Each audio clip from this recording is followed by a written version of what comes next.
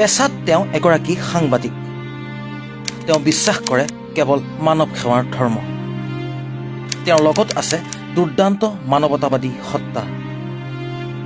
নাম তেওঁৰ মুজিবুৰ ৰহমান। নলবাৰীৰ এজন সাংবাদিকৰ মানৱতাবাদী কামৰ বাবে তেখেত হৈ পৰিছে বহুতৰে আদৰ্শ। যি সময়ত সমগ্ৰ দেশৰ লগতে ৰাজ্যটো হত্যা, হিংসা, ধৰ্ষণেৰে জৰ্জৰিত জনতা, যি সময়ত মানৱতা হেৰাই যোৱাৰ উপক্ৰম হৈছে সমাজৰ পৰা, তেনে এক জটিল সন্ধিক্ষণত সাংবাদিক তথা নলবাৰীৰ শান্তি আশ্ৰমৰ পৰিচালক মুজিবুৰ ৰহমানে আশ্ৰয়হীনাক আশ্ৰয় দিয়াৰ উপৰিও হিন্দু ৰীতি নীতিৰে শেষকৃত্য কৰিলে ইছলাম ধৰ্মাৱলম্বী মুজিবুৰ ৰহমানে। বঙাইগাঁৱৰ এগৰাকী বৃদ্ধা মাতৃয়ে অৱশেষত আজি মৃত্যুৰে হাৰ মানিলে নলবাৰীৰ শান্তি আশ্ৰমত। বঙাইগাঁৱৰ বৈতামাৰী অঞ্চলৰ কমলেশ্বৰ ৰাজবংশী আৰু তিলোত্তমা ৰায়ৰ 2 কন্যাৰে এখন সুখৰ সংসাৰ আছিল। স্বামীৰ মৃত্যুৰ পিছত বিবাহিতা 2 কন্যাই বৃদ্ধা মাতৃক এলাগী কৰিলে। তাৰ পাছৰে পৰা বিগত 2.5 বছৰ ধৰি বৃদ্ধাগৰাকীক নলবাৰীৰ শান্তিনিবাস বৃদ্ধাশ্ৰমত আশ্ৰয় আৰু ভৰণ পোষণৰ দায়িত্ব লৈছিল সাংবাদিক তথা শান্তি বৃদ্ধাশ্ৰমৰ পৰিচালক মুজিবুৰ ৰহমানে। বিগত সময়ছোৱাত বৃদ্ধাগৰাকীৰ 2 কন্যাৰ সৈতে যোগাযোগ কৰাত বৃদ্ধাৰ কন্যাদ্বয়ে মাতৃক সমজি নলয় বুলি জনায়। আনহাতে বিগত 20 দিন ধৰি বৃদ্ধা মাতৃগৰাকীৰ স্বাস্থ্যৰ অৱস্থা অধিক সংকটজনক হৈ পৰাত 2 কন্যাৰ সৈতে সাংবাদিক ৰহমানে পুনৰ যোগাযোগ কৰি মাতৃক এবাৰ চাবলৈ অনুৰোধ জনাইছিল যদিও পৰিয়ালৰ কোনো এগৰাকী সদস্যই শেষবাৰৰ বাবে চাবলৈ নাহিল বৃদ্ধা আই মাতৃক। আনহাতে 2 কন্যাক চাব বিচাৰি অৱশেষত বৃদ্ধা মাতৃ তিলোত্তমা ৰায়ে শেষ নিশ্বাস ত্যাগ কৰে। নিজৰ পৰিয়াল আত্মীয়ৰ দ্বাৰা এলাগী হোৱা বৃদ্ধাগৰাকীক শান্তিনিবাস বৃদ্ধাশ্ৰমত শেষ শ্ৰদ্ধা জনোৱাৰ পিছত নলবাৰীৰ ৰাজহুৱা শ্মশানত সম্পূৰ্ণ বৈদিক নিয়মেৰে বৃদ্ধাগৰাকীক মুখাগ্নি কৰে সাংবাদিক মুজিবুৰ ৰহমানে।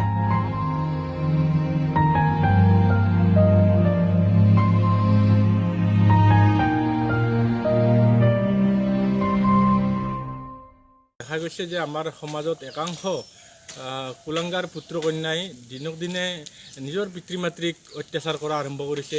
নিৰ্যাতন চলাই ৰাজপথত পেলাই থৈ যায়, ক'ৰবাত ফুটপাথত পেলাই থৈ যায় বা অথবা কেতিয়াবা ঘৰত অত্যাচাৰৰ বলি হৈ নিজে আহি গছৰ তল অথবা ৰেল ষ্টেচনত আশ্ৰয় লয়, ৰেল লাইনত আশ্ৰয় লয়।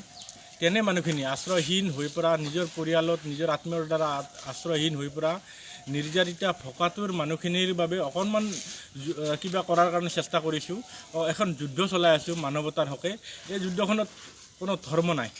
এই যুদ্ধখনত কেৱল মানুহ আৰু মানৱতা, এই বিষয়কহে গুৰুত্ব দিয়া হয়।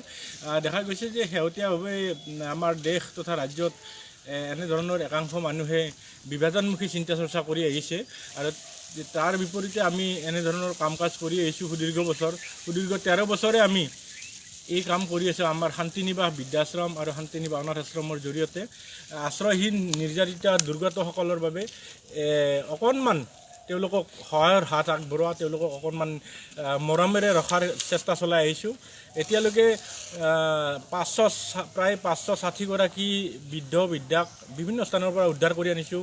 তেওঁলোকক সেই স্থানৰ পৰা উদ্ধাৰ কৰি আনি যৎপৰোনাস্তি চিকিৎসাৰ ব্যৱস্থা কৰিছোঁ আৰু পৰৱৰ্তী সময়ত সুস্থ হৈ উঠাৰ পিছত তেওঁক আমাৰ সেই বৃদ্ধাশ্ৰমলৈ লৈ যাওঁ আৰু তাত আশ্ৰয় ভৰণ পোষণৰ দায়িত্ব বহন কৰোঁ। আৰু তেনেকৈয়ে যদিহে পৰিয়ালৰ যোগাযোগ হয়, পৰিয়ালৰ যোগাযোগ পোৱা যায় আৰু তেনেকৈয়ে 486গৰাকীৰো অধিক, প্ৰায় 490গৰাকী এতিয়ালৈকে বুজাই বঢ়াই কাউন্সেলিং কৰি পৰিয়ালক সমজি দিবলৈ সক্ষম হৈছোঁ। আৰু নিজৰ ঘৰখনত জীৱনৰ শেষ সময়ছোৱা হাঁহিৰে থাকক সেই কামনা কৰিছোঁ।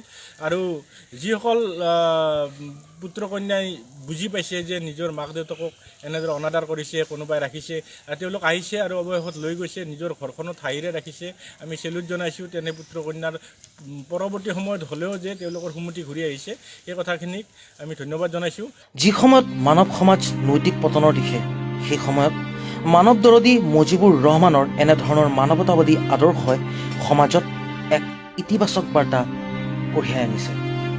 তেখেতৰ এনেধৰণৰ মানৱতাবাদী তথা সমন্বয় সম্প্ৰীতিৰ ঐক্যতান চিৰযুগমীয়া হওক। ৰাফতাৰ 7 নিউজৰ তৰফৰ পৰা এই কামনা। News desk report. Star 7 news.